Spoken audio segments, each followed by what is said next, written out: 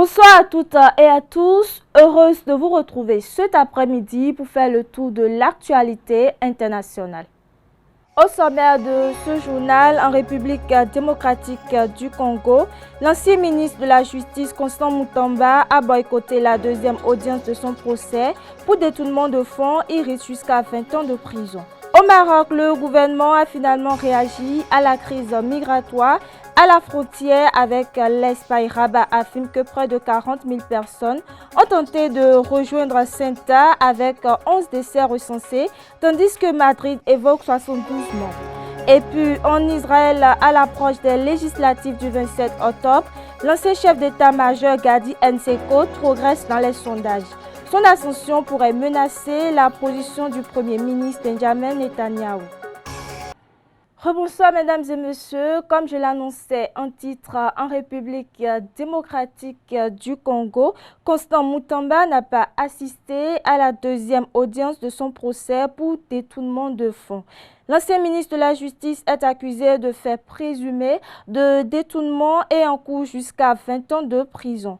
Son absence intervient alors que la procédure judiciaire se poursuit. Suivons ensemble. Il a quitté le banc des accusés le 27 juillet, dénonçant une procédure entachée d'irrégularité et une violation présumée de ses droits. Constant Mutamba n'a donc pas assisté à la fin de son procès devant la Cour de cassation de la République démocratique du Congo vendredi. L'ancien ministre congolais de la Justice est poursuivi pour détournement de 20 millions de dollars du fonds de réparation des victimes de l'Ouganda. La justice se penche sur l'utilisation de 325 millions de dollars versés à la RDC en 5 tranches, suspectant des irrégularités concernant notamment 14 millions de dollars attribués à la réhabilitation d'une centrale hydroélectrique et 14 millions aux eaux de Kisangani contre cette sollicité. Constant Mutamba est accusé d'avoir ordonné certains décaissements lors de son passage à la tête du ministère de la Justice. Les réquisitions du ministère public sont attendues mercredi. Mutamba risque jusqu'à 20 ans de prison alors qu'il purge déjà en résidence surveillée une peine de 3 ans. En Guinée, la perspective de l'éco, future monnaie unique ouest-africaine, suscite des réserves. Le pays ne semble pas vouloir adhérer au projet monétaire régional dans les conditions actuelles. Une position qui relance les interrogations sur l'avenir de cette monnaie commune en Afrique de l'Ouest. Reportage à suivre. Connu que beaucoup redoutaient, mais il n'aura finalement pas lieu. Après 2 semaines de débat, la Guinée a pris sa décision. Le pays garde sa monnaie. Moi, je préfère franc guinéen parce que non seulement c'est la souveraineté de la Guinée et c'est notre propre monnaie. Je pense que la monnaie seule, ça ne suffit pas. Il faut travailler, il faut créer des emplois, il faut former surtout les jeunes pour que la monnaie puisse avoir des valeurs appropriées. La monnaie aussi, une fois qu'une nation a sa propre monnaie, ça fait partie de notre souveraineté. On n'a qu'à valoriser notre franc guinéen. Conakry conserve donc son indépendance monétaire et renonce à adopter l'éco, la future monnaie unique ouest-africaine. Le 19 juillet, en Sierra Leone, les pays de la CEDEAO ont confirmé le lancement progressif dès 2027 de cette nouvelle devise régionale censée remplacer le franc CFA. Un changement que d'autres auraient plutôt vu d'un bon œil. Je pense que la Guinée doit essayer parce que c'est un projet depuis longtemps, ça a été annoncé. Mais jusque-là, on n'a pas vu que la concrétisation. Si la Guinée intègre la zone éco, c'est que normalement, c'est une monnaie qui peut être à la hauteur, plus que même le franc guinéen. Donc, essayons. Mais adhérer à l'éco implique des contraintes. Plafonnement du déficit public à 3% du PIB, inflation contenue, endettement maîtrisé. En contrepartie, la Guinée verrait ses échanges facilités avec les pays de l'espace communautaire. Cependant, pour cet économiste, le jeu n'en vaut pas la chandelle. On ne commerce que 15% au niveau de la zone CEDEAO. La Guinée, notre croissance est tirée principalement par la bauxite et par le fer, par le projet Simandou. Donc nous exportons beaucoup plus vers la Chine. Nous ne produisons pas en termes agricoles, en termes industriels. Ça, c'est des choses qu'il faut régler au préalable. Donc si nous, aujourd'hui, on exporte, on a des entrées de devises qui sont bloquées par une zone monétaire, nous ne décidons pas de notre politique économique. Donc nous allons nous faire du tort, tout simplement. Un choix pragmatique qui pourrait inspirer d'autres pays également hésitants et disposant de leur propre. En Algérie, le parquet a conclu que le conducteur d'un car ayant chuté dans un ravin cette semaine était sous l'emprise de stupéfiants. L'accident a fait 28 morts. L'enquête se poursuit afin de déterminer les circonstances exactes du drame. Plus de détails dans cet élément. En Algérie, les premiers résultats de l'enquête sur l'accident de bus qui a coûté la vie à 28 personnes révèlent que le conducteur était sous l'emprise de stupéfiants. Selon le parquet de Boumerdès, 2 comprimés de substances psychotropes ont également été retrouvés dans sa poche. L'autocar qui transportait 64 passagers au lot de 51 autorisés roulait à près de 122 km/h sur une route limitée à 60 km/h avant de chuter dans un ravin. Le président Abdelmadjid Tebboune a promis que les responsables seraient sanctionnés avec la plus grande fermeté. Les autorités rappellent que les excès de vitesse et les erreurs humaines restent les principales causes des accidents de la circulation en Algérie, où près de 3840 personnes ont perdu la vie sur les routes en 2025. L'enquête se poursuit afin de déterminer toutes les responsabilités, tandis que ce drame relance le débat sur la sécurité routière et le contrôle des transports publics dans le pays.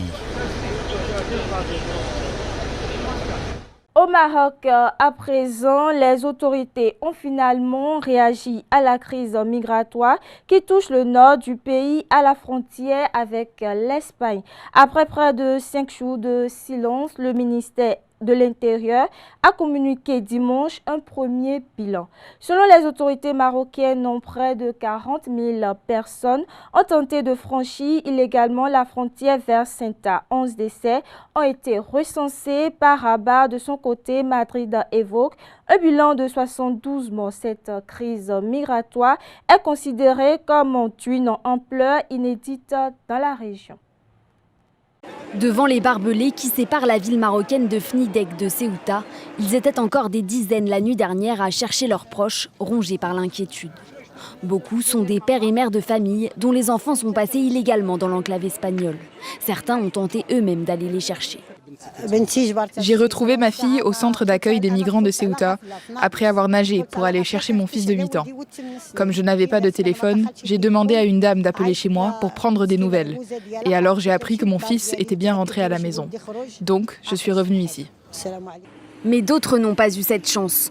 Dans ce cimetière musulman de Ceuta, de nouvelles tombes ont été creusées à la hâte. 72 migrants ont perdu la vie sur les 60 000 qui ont tenté de rejoindre l'enclave ces derniers jours, selon les autorités espagnoles. Mais l'association marocaine des droits humains comptabilise de son côté 130 victimes et des dizaines de disparus. Au Maroc, la polémique enfle sur la gestion de la crise par les autorités. L'ONDH dénonce l'absence de communication officielle marocaine, clarifiant la réalité des faits, fournissant un bilan précis des victimes, des disparus et des blessés, et expliquant la manière dont les différentes phases des événements ont été gérées. Ce silence constitue un mépris du droit de la société à l'information et du droit des familles à la vérité. Face aux critiques, les autorités marocaines ont fini par s'exprimer dimanche soir, faisant état de 11 morts et dénonçant la désinformation qui a mené à cette crise. Ces événements ne sont pas le fruit de facteurs conjoncturels. Ils résultent plutôt de l'interaction de plusieurs facteurs, au premier rang desquels figure l'exploitation malveillante de l'espace numérique, la diffusion d'informations trompeuses, le rôle des réseaux de traite d'êtres humains et les interprétations erronées de décisions juridiques pour faire croire à la possibilité d'accéder facilement à l'espace européen sans conséquences judiciaires. Les ONG appellent à une enquête pour établir toutes les responsabilités. En Sicile, à présent, des vacanciers ont découvert des sacs contenant d'importantes liasses de billets sur une plage de Casouze. Selon les autorités italiennes, la somme retrouvée est estimée à près de 70 000 €. Les billets auraient échoué sur le rivage après l'intervention des gardes-côtes auprès d'un bateau en difficulté. Une enquête a été ouverte afin de déterminer l'origine de cet argent. Suivons ensemble. Bien caché dans ces sacs de course, échoués sur cette plage sicilienne, un butin estimé à 700 000 € réparti en petites coupures. Dans ce seul sac hermétique, 20 000 €. Ce sont des touristes qui ont fait cette incroyable découverte sur une plage de Cassuze au sud de la Sicile. Des billets jetés par-dessus bord de ce bateau à moteur. Victime d'une avarie, il dérive vers le rivage. À son bord, 3 hommes et un enfant originaires de Malte. Alertés, les gardes-côtes se rendent sur place. Pris de panique, 2 occupants prennent la fuite. Le 3e jette les sacs à l'eau. Ces mêmes sacs retrouvés sur la plage quelques heures plus tard. Alors d'où vient l'argent qu'ils contiennent et pourquoi ces hommes s'en sont-ils débarrassés? Ces personnes n'occupent probablement pas un rang très élevé dans la hiérarchie criminelle. Et c'est aussi un geste désespéré, manifestement. 2 hommes ont été interpellés, le 3e est toujours en fuite. Les liasses, elles, ont été saisies par la justice italienne. Des histoires comme celle-ci, la presse s'en fait souvent écho. Fin 2023, par exemple, un couple de randonneurs découvre 400 000 € enterrés dans une forêt du Var. Dans ce cas précis, la loi vous oblige à restituer l'argent. De manière générale, il faut le remettre aux autorités. Souvent, auprès des mairies, vous avez un service des objets trouvés qui va le conserver de manière générale pendant une période d'1 an et 1 jour, délai au terme duquel on peut vous rappeler pour vous dire que personne ne s'est présenté et vous en devenez propriétaire. En Italie, l'enquête se poursuit pour déterminer les raisons de cet échouage. Au Royaume-Uni, l'idée d'une constitution écrite fait débat. Le pays, l'une des plus anciennes démocraties du monde, ne dispose pas d'un texte constitutionnel unique. Son système repose notamment sur des précédents de la jurisprudence et des traditions. Le Premier ministre Andy Burnham estime désormais que le moment est venu de mettre en place un nouveau cadre constitutionnel. En Hongrie, la centrale nucléaire de Păcat a été complètement mise à l'arrêt dimanche, une première en 44 ans d'histoire de l'installation. Cette décision est liée au nouveau exceptionnellement bas du Danube, conséquence de la sécheresse. La centrale de Păcat fournit environ 40% de la production annuelle d'électricité du pays. Son arrêt intervient alors que les effets du changement climatique se font sentir sur les ressources en eau. Dans un autre registre, en Israël, les élections législatives prévues le 27 octobre se poursuivent. L'ancien chef d'état-major Gadi Eisenkot progresse dans les sondages face au Premier ministre sortant Benjamin Netanyahou. Longtemps discret sur la scène politique, Eisenkot bénéficie désormais d'une popularité croissante. Son profil militaire et son discours axé sur la sécurité séduisent une partie de l'électorat israélien et pourrait bouleverser le rapport de force à l'approche du scrutin. Donald Trump annonce avoir renoncé à de nouvelles frappes massives contre l'Iran. Le président américain affirme avoir pris cette décision à la demande de plusieurs pays de la région. Cette suspension reste toutefois conditionnée à la conclusion rapide d'un accord avec Téhéran, notamment autour du stratégique détroit d'Ormuz. Qui, toujours selon Donald Trump, comprendrait notamment la réouverture du détroit d'Ormuz et la fin du programme nucléaire iranien. D'après une source proche des discussions citée par Associated Press, l'Arabie Saoudite a bien pressé Washington de ne pas bombarder l'Iran, et ce, au motif que la République islamique pourrait riposter contre des infrastructures du Royaume et d'autres pays du Golfe. De son côté, le régime iranien nie avoir demandé aux États-Unis de ne pas le frapper par la voix de responsables militaires cités par une agence de presse. Ces allégations ne sont qu'un nouveau mensonge. Nos forces sont en état d'alerte maximale et prêtes à toute éventualité. Depuis la rupture du cessez-le-feu fin juin, les États-Unis ont repris leurs attaques contre le territoire iranien. En réponse, la République islamique bombarde des intérêts américains au Koweït, au Qatar ou à Bahreïn, et les Houthis pro-Iran s'en prennent à des pétroliers en mer Rouge. Concernant le détroit d'Ormuz, une autre agence iranienne a diffusé ces images de navires attendant de transiter par le couloir stratégique, une manière de montrer la mainmise du régime. Selon lui, le détroit ne rouvrira pas tant que les États-Unis continueront leurs actions. Par ailleurs, la bande de Gaza a connu un nouveau regain de violence durant le week-end. De nouvelles frappes israéliennes ont touché plusieurs secteurs de l'enclave. Selon la défense civile, une dizaine de personnes ont été tuées dimanche. Cette recrudescence des attaques intervient quelques jours après l'annonce d'un accord portant notamment sur le désarmement du Hamas et le retrait israélien du territoire palestinien. Il ne reste plus qu'un tas de ferraille de cette voiture. Dimanche, le véhicule a été visé par une frappe israélienne alors qu'il circulait à Deir el-Bala dans le centre de la bande de Gaza. Les 2 frères à son bord ont été tués sur le coup. La voiture roulait paisiblement. Nous étions dans l'école en tant que déplacés et la voiture a été frappée. Ce qui se passe à Gaza est une injustice. Depuis samedi, le territoire palestinien connaît une vague de bombardements meurtriers. L'armée israélienne indique viser des membres du Hamas et des entrepôts de stockage d'armes. En plus de Deir el-Bala, la défense civile déplore des victimes à Jabalia, Khan Younes et dans la ville de Gaza. Dans cet immeuble résidentiel de la capitale de l'enclave, un homme a été tué en compagnie de sa femme enceinte et de son fils de 7 ans.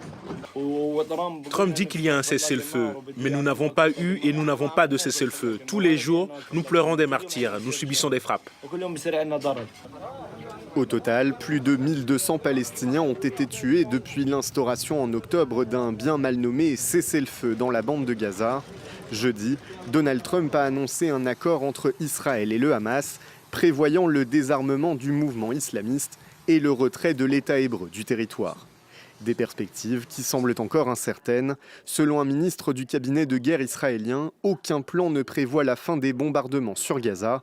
Un porte-parole de Benjamin Netanyahou fait part de préoccupations sécuritaires sérieuses à propos de la... En Birmanie, Aung San Suu Kyi a reçu lundi la visite d'un responsable étranger de la Croix-Rouge internationale. C'est la première fois depuis le coup d'État de 2021 que l'opposant prix Nobel de la paix et assigné à résidence reçoit la visite d'un représentant étranger de l'organisation. Cette visite intervient alors que le gouvernement soutenu par les militaires cherche à normaliser ses relations avec les pays voisins d'Asie du Sud-Est. En Australie, le virus H5N1 semble désormais s'être durablement installé 6 semaines après la découverte d'un premier oiseau mort de la grippe aviaire. Des cas ont été détectés dans presque tous les États du pays. Et puis une avant-dernière actualité pour boucler ce journal au Honduras. L'ancien président Juan Orlando Hernández comparaît ce lundi devant la justice une semaine. Après son retour dans son pays natal, il est attendu par un juge pour des faits présumés de corruption. L'ancien chef de l'État avait été condamné aux États-Unis à 45 ans de prison pour narcotrafic avant d'être gracié par Donald Trump. Il est désormais soupçonné d'avoir détourné près de 3 millions d'euros de fonds publics pour financer ses campagnes politiques. Et puis nous terminons par cette actualité au Brésil. Luiz Inácio Lula da Silva a été investi par son parti et se lance dans la course à un 44e mandat présidentiel. Le chef de l'État brésilien entend ainsi poursuivre son parcours politique à la tête du pays. La prochaine échéance électorale se prépare déjà au sein de sa formation politique. Rio de Gustavo Ribeiro. En téléprompteur, Lula a déroulé un discours au ton inhabituel. Il a demandé pardon pour ses erreurs, défendu les femmes victimes de violences et promis un programme pour les personnes âgées, un électorat en forte croissance au Brésil, où il dévance déjà son principal rival, le sénateur d'extrême droite Flávio Bolsonaro. Un ton d'apaisement calculé. Pas d'attaque frontale contre Donald Trump, à peine une pique contre le fils de Jair Bolsonaro, parce que son objectif, c'est de séduire les indécis du centre alors que les sondages annoncent un second tour très serré. Reste une question chez la gauche que cette convention n'a pas réglée, la succession et l'après-Lula. Lula a de nouveau désigné Fernando Haddad comme son héritier, mais l'ancien ministre de l'Éducation et maire de São Paulo, la plus grande ville au Brésil, qui a également occupé plus récemment le ministère des Finances, a perdu toutes les élections auxquelles il a participé au cours des 10 dernières années. En 2026, il est candidat au poste de gouverneur de l'État fédéré de São Paulo, où tous les sondages annoncent une victoire facile du sortant de droite Tarcísio de Freitas. Mesdames et messieurs, ainsi s'achève cette édition. Merci de m'avoir suivi et belle suite de programme à tous et chacun sur ESAE TV.